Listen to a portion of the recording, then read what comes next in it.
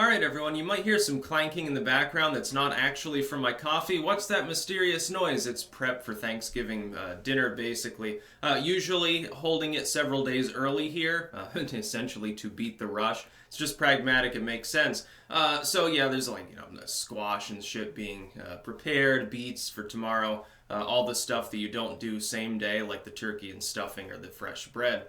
We gotta talk about, though, something important here. I figure I might as well show off that I still have this, because, it might come in handy. Just change the date, put a little piece of paper on the bottom of it, and I'll tell you why.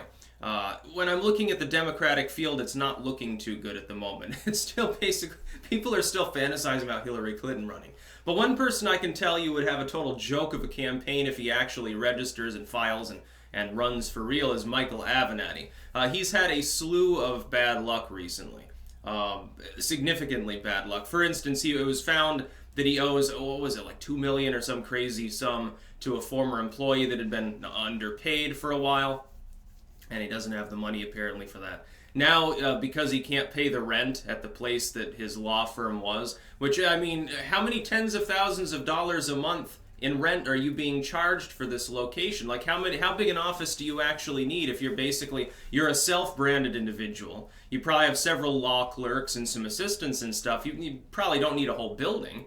I would think you just need like one compartment of an office building, and that would be like Avenatti Law Firm. I could be totally wrong. Maybe he has like 100 employees. But you must, being charged almost $250,000 in non-payment of rent, that's pretty expansive, and I can't imagine that the person who runs the building there and then collects your rent wants to tangle with you anyway, because of course, what does Avenatti have a penchant for? Suing people. He's a fucking lawyer, a very seemingly opportunistic one that likes a lot of limelight, and so if he could have a public fight over his rental agreement or something, I'm sure that he'd be more than willing to.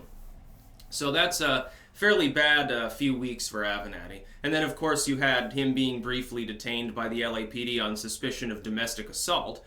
He's claiming that's not the case, and here's the thing, he wasn't arrested. He was brought in the normal sense for questioning, essentially. Basically on suspicion. They haven't charged him with anything. If that's the case, that they never end up charging him, TMZ could actually legit be in some trouble from him for defamation.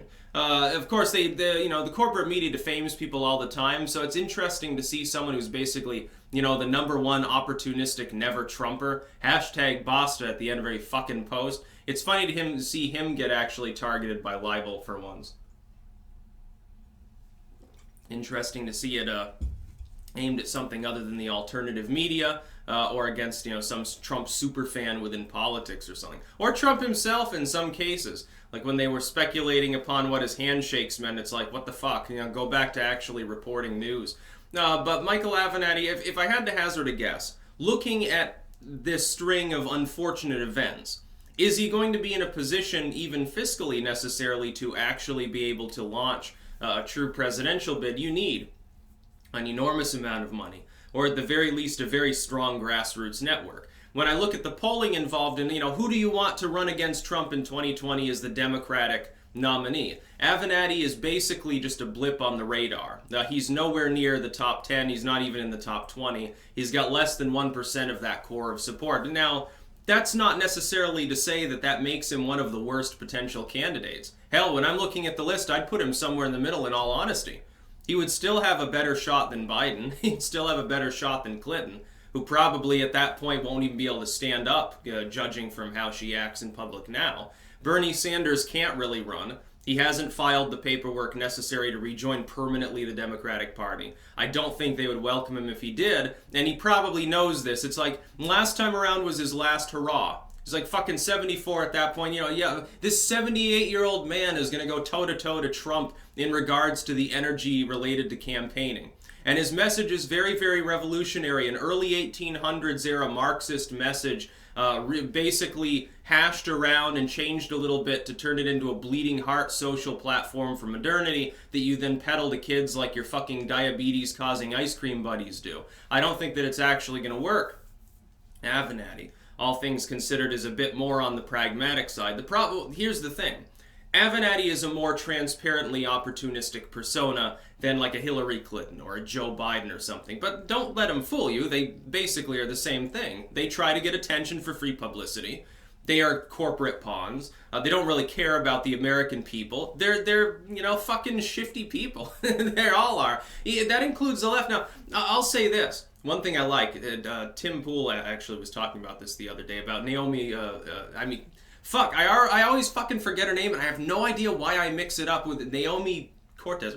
Alexandria Ocasio-Cortez is basically ripping the Democratic Party apart. She's actually spending most of her time at the moment trying to supplant the corporate Democrats. By the way, I wish her well in this. I think she's way out in left field. I would never vote for somebody like her for any office, but yeah, as long as it collapses the Democrats. See, the thing is, you should hope she's successful. I would say this to all the business Democrats. Yeah, back the far left on this one. Let them collapse the party and make it unwinnable in 2020, because the amount of social pressure will allow you to then reform it.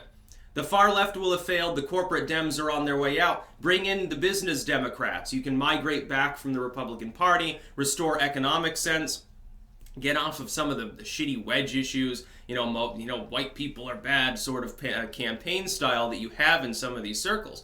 Limit taxation. Hey, maybe we should go back to being more anti-war, anti-surveillance state, anti-police state. Why are some Democrats jumping aboard the morality bandwagon? The party's got definite problems. Avenatti's not the man to reform it. Avenatti came out. Where was he giving the interview where he basically insinuated that it would be best if a white male was leading the Democratic Party? Now, they actually, I'm going to side with Avenatti on this one thing. I know that sounds terrible to a lot of the MAGA people, but I've got to take exception to one thing in regards to this. They made it sound like he was saying this in a gleeful manner. What he was pointing out is actually very true, which is, pragmatically speaking, a white male is capable of leading the Democratic Party because there are a lot of people who specifically, on any economic or social issue, they side with the Democrats. But if you put someone there who's going to ramble about how they've got a vagina or how they've got black skin and so you must vote for them or there's something wrong with you, that will turn off literally millions of those business class voters. The working class and middle class sort of union-style Democrats will not support the party and will pile on the Trump bandwagon in droves if you try to harangue on wedge issues. I've said this for years in maybe more coherent terms. He's not fundamentally wrong. They did twist his words. I don't think that when the corporate media does that, it doesn't matter if their target is themselves a slimy person. It's still wrong for them to twist their words that way. And make no mistake, it's because Avenatti happens to be a male and white that they did that. Of course they did. They're opportunistic. If they can score cheap points off on him, they'll do it too. And he's quickly going to learn a lesson. That the corporate media that has been his buddy for the last 15 minutes of his fame loves to kick people when they're down. They're going to pile on him they're, with the hashtag #MeToo, with the maybe he's racist thing. He's unelectable because of these things, so just forget about him. They are going to smear him into the mud. Now that he's tripped and fallen into a puddle. He was the king, walking down. He had his crown and his scepter and his robe and everything. He's walking down his fucking red carpet to the great fanfare of the corporate media for the moment. Now somebody else is emerging with their own crown and their own scepter and their own cape, and they're strutting down, and he's sort of off in a gutter. He's fallen down, and the only pictures that are being taken are basically his mud-covered ass. And that's going to continue happening. He's going to learn a hard lesson in this. That no matter how powerful he thinks he is, politically or socially, he could be ground into the mud by these opportunistic, they're basically like a bunch of vultures. They're going to gather around and pick at him now. And if he becomes a political corpse with zero relevancy, they'll keep picking at his bones. Oh, the presidency that never was. 10 reasons why Avenatti was not the man for the moment and stuff like that, after heaping praise on him during the Kavanaugh trial and with Stormy Daniels. Because they were only praising him because of his opposition to Trump. Well, opposing Trump, my goodness, half the country does that on a daily basis. Some of these people literally foment insurrection on a daily basis and talk about how wonderful. They LARP about Hillary Clinton's alternate timeline presidency. They have whole blogs where it's like fake news stories, like if Clinton had been elected, how she would have reacted to this situation as opposed to evil, small-handed Trump. Yeah, Avenatti really got in over his head, and he tried to extend the 15 minutes of fame, and like usual, it didn't work. That's about all. Peace out.